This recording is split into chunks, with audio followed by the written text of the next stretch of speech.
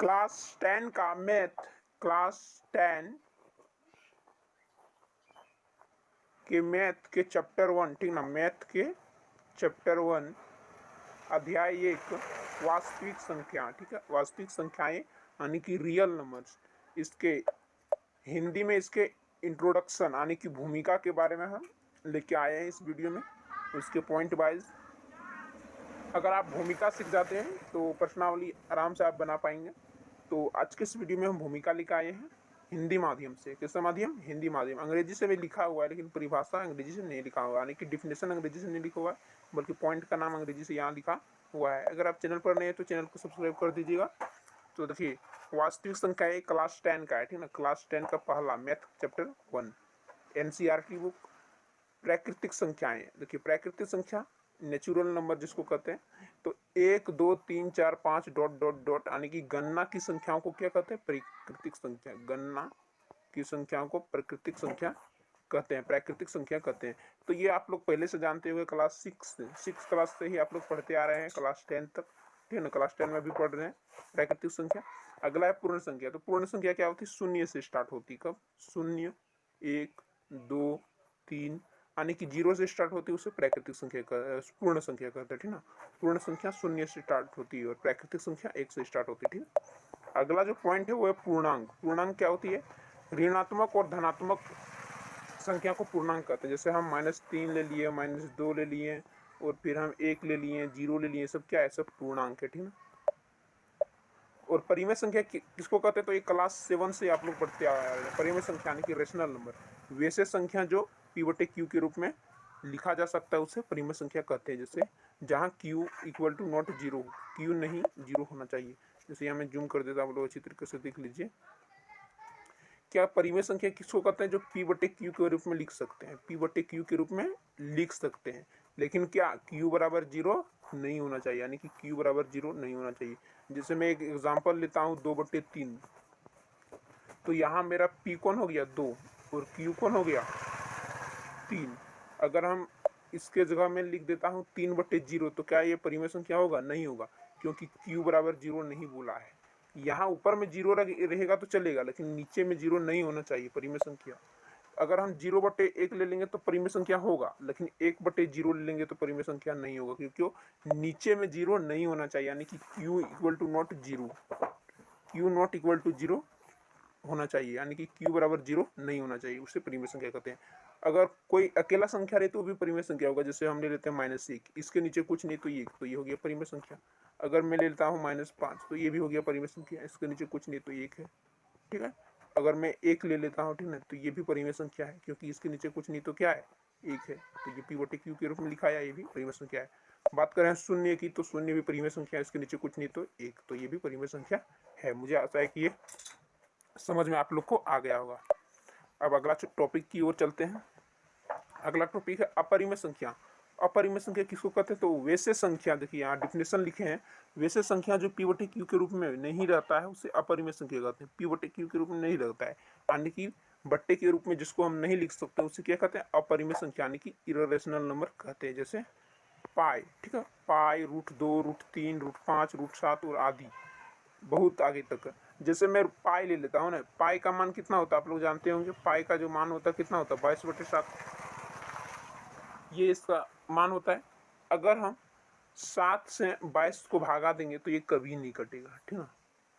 3.14 और आने की, अगर हम 22 को 7 से भागा देंगे तो इसको जो होगा 3×7=21, आने की एक बच्चा, फिर पॉइंट बैठाए 0, 7×1=7, फिर 3 बच्चा, 7×28, यानी कि 3.1414 आगे बढ़ते जाएगा। ये कभी भी खत्म नहीं होगा, ठीक ना। आगे ये बढ़ते जाएगा, इसको कभी भी समाप्त नहीं कर सकते, यानी कि इसको P/Q के रूप में नहीं लिख सकते हैं, क्योंकि ये 3.14 और आगे तक जाता रहेगा, तो इसको पॉइंट के रूप में नहीं लिख सकते हैं।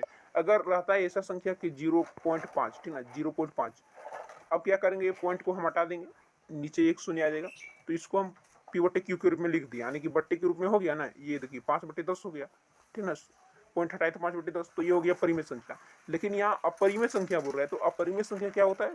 जिसको बट्टे के रूप में ना लिखा जाए, यानी कि P/Q के रूप में जिसको ना लिख जा सके। जैसे मैं ले लेता हूँ अभी √2। अगर आप √2 का मान निकालेंगे तो निकालते निकालते बहुत अंत, कभी अंत होगा ही नहीं। √2 का मान कभी भी अंत नहीं होगा और इसको आप बट्टे में कभी भी नहीं लिख सकते हैं, ठीक है। इसको आप कभी भी बट्टे में नहीं लिख सकते हैं। तो वैसे संख्या जो p/q के रूप में नहीं रहता है उसे अपरिमेय संख्या कहते हैं। जैसे पाई हो गया, √2 हो गया, √3 हो गया, √5 हो गया, √7 हो गया। मतलब जिसको आप बट्टे के रूप में नहीं लिख सकते, मतलब हमेशा वो चलते रहे। जैसे अभी अगर आप 2 से 3 को भागा देंगे, ठीक ना, 2 से 3 को भागा देंगे तो 2 एकम 2, 1 बचा, पॉइंट बिठाइए, 0 आया, 2 पंचे 10, तो ये कट गया, ठीक ना, ये पूरा कट गया। यानी कि 2/3 करेंगे, 3/2 करेंगे तो ये 1.5 आ जाता है, 1.5 आ जाता है, यानी कि ये पूरा कट जाता है। यानी कि इसको हम p/q के रूप में लिख सकते हैं, ठीक ना, इसको p/q के रूप में लिख सकते हैं। वही अगर हम 3 से 2 को भागा देंगे, ठीक है, तो ये कभी p/q के रूप में नहीं लिखाएगा। 0 पॉइंट बिठाएं, 0 आएगा, 3 6 18, फिर यहाँ 2 बचा, फिर पॉइंट के बदले 0, 3 6 18, यानी कि 2/3 का मान 0.66, मतलब आगे बहुत आगे तक चलते रहता है। यानी कि 0.6 को अगर हम लिखना चाहें p/में तो 2/3 के रूप में लिख सकते हैं। यानी कि जिसको p/q के रूप में लिख सकते हैं उसे अपरिमेय संख्या नहीं कहते हैं। अगर p/q के रूप में हम अगर लिख लेंगे तो वो परिमेय संख्या होगा, लेकिन q बराबर 0 नहीं होना चाहिए। और यहाँ बात करते हैं अपरिमेय संख्या। तो अपरिमेय संख्या क्या होता है? जिसको p/q के रूप में नहीं लिखा जा सकता, सिंपल बात। उसको बट्टे के रूप में कभी भी नहीं लिखा जा सकता, उसे अपरिमेय संख्या कहते हैं। अगला जो पॉइंट है वो है वास्तविक संख्या। अगला टॉपिक क्या है? वास्तविक संख्या। तो यहाँ परिमेय, इसका परिभाषा क्या है? परिमेय और अपरिमेय संख्या के सम्मिलित रूप को वास्तविक संख्या कहते हैं। परिमेय और अपरिमेय। तो परिमेय में हम लोग क्या पढ़े? परिमेय संख्या में कि जिसको p/q के रूप में लिखा जा सकता है और जहाँ q बराबर नॉट इक्वल टू 0 हो। और अपरिमेय संख्या में हम लोग क्या पढ़े?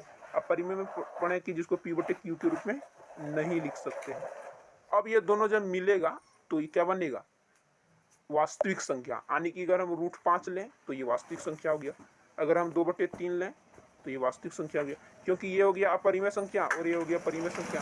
अब जब दोनों मिलेगा तो क्या बनेगा? वास्तविक संख्या बनेगा। यानी कि परिमेय और अपरिमेय के सम्मिलित रूप को वास्तविक संख्या कहते हैं। जैसे 0 हो गया, √2 हो गया, जैसे 5/4 हो गया, तो ये क्या हो गया? ये परिमेय संख्या हो गया, ये अपरिमेय संख्या, ये परिमेय संख्या। ये तीनों जब मिलेगा तो क्या बनेगा? वास्तविक संख्या। यानी कि परिमेय और अपरिमेय जब दोनों मिलता है तो वास्तविक संख्या का निर्माण होता है, ठीक है। अगला एक यहाँ प्रमेय है, ठीक ना। प्रमेय 1.1, यहाँ क्वेश्चन है प्रमेय 1.1 में कि यूक्लिड विभाजन परिमेय 2 धनात्मक पूर्णांक a और b दिए रहने पर ऐसी अद्वितीय पूर्ण संख्या q और r विद्यमान है कि a बराबर p into Q plus r, और जहाँ 0 बड़ा या बराबर है r से और r छोटा है b से। ये यहाँ सिद्ध करने बोल रहा है, ठीक ना। मैं जूम कर देता हूँ, अच्छी तरीके से आप लोग देख लीजिए, ठीक। तो सबसे पहले हम इसको हल कैसे करेंगे? यहाँ बोल रहा है कि b को भागा दो, ठीक ना। b को भागा दो किससे? a से, ठीक, और उसका भागफल q आना चाहिए, और मतलब 0 बड़ा या बराबर होना चाहिए r और r छोटा होना चाहिए b। ये सब सिद्ध करने यहाँ बोल रहा है। तो यहाँ हल में देखिए, हल में लिखना है सबसे पहले, माना a कोई धनात्मक पूर्णांक है जिसे b से भाग देने पर भागफल q तथा शेषफल r है। यानी कि माना a कोई धनात्मक पूर्णांक है, जैसे में a कोई धनात्मक पूर्णांक है, इसको हम b से भाग देता हूँ तो इसका भागफल q प्राप्त होता है और शेषफल, ये दोनों गुना हो जाएगा तो ये दोनों शेषफल हो जाएगा, ठीक है। ये दोनों गुना होगा तो शेषफल हो जाएगा, तो ये हो जाएगा BQ। अब जब हम इसको घटाएंगे तो इसका जब दोनों इसको घटाएंगे तो इसका शेषफल क्या प्राप्त होगा? R। तो यहाँ हम क्या करेंगे? डायरेक्ट एक 5 क्लास में आप लोग एक सूत्र पढ़े होंगे, भाज्य बराबर, ठीक ना, भाज्य बराबर भाजक गुने से भागफल प्लस शेषफल, ये सूत्र पढ़े होंगे। भाज्य जो होता है वो भाजक गुने भागफल प्लस शेषफल होता है। क्या होता है? प्लस शेषफल। यानी कि अगर हम 2 से 3 को भागा देंगे तो ये क्या हो गया मेरा? ये हो गया भाजक। क्या हो गया? ये भाजक। ये मैं आप लोग को समझा देता हूँ। ये हो गया भाजक और ये क्या हुआ मेरा? भाज्य, ये हो गया भाज्य। अब यहाँ जो आएगा इसका मान वो हो गया भागफल, भागफल, ठीक, भागफल। अब यहाँ जो नीचे में जो बचेगा इसको घटाएंगे तो ये हो गया शेषफल। क्या हो गया? शेषफल। ये समझ में आ गया होगा। तो ये सूत्र है कि भाज्य बराबर भाजक गुने भागफल प्लस शेषफल। तो यहाँ भाज्य कौन है? भाज्य यहाँ ए है, ठीक ना, भाज्य जो है ये है, तो यहाँ ए बिठाएं, ठीक है। अब यहाँ भाजक कौन है? तो भाजक बी है, तो यहाँ भी हम बी बिठाएं, ठीक है। भागफल कौन है? भागफल क्यू है, तो यहाँ क्यू बिठाएं। शेषफल यहाँ क्या आया? आर, तो प्लस आर क्यू। अब क्या होगा? ए बराबर बी गुने क्यू प्लस आर हुआ।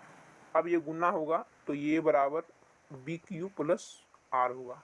यही तो सिद्ध करने बोला था ना कि ये प्लस ए बराबर बी क्यू प्लस आर होना चाहिए, जहां ये बराबर बी क्यू प्लस आर, जहां क्या सिद्ध करने बोला था? जीरो बड़ा या बराबर हो आर, और आर छोटा हो किससे? बी से। ये सिद्ध करने बोला था, ठीक है ना।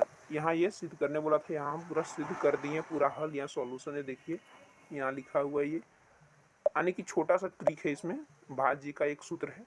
यहाँ सबसे पहले मानना होगा, माना एक कोई धनात्मक पूर्णांक है जिसे 20 से भाग देने पर भागफल क्यू तथा शेषफल आर, यानी कि ये परिमेय 1.1 जो है वो मैंने क्लियर करा दिया आप लोग को। देख लीजिए आप लोग अच्छी तरीके से, यहाँ पूरा सॉल्यूशन दिया हुआ है।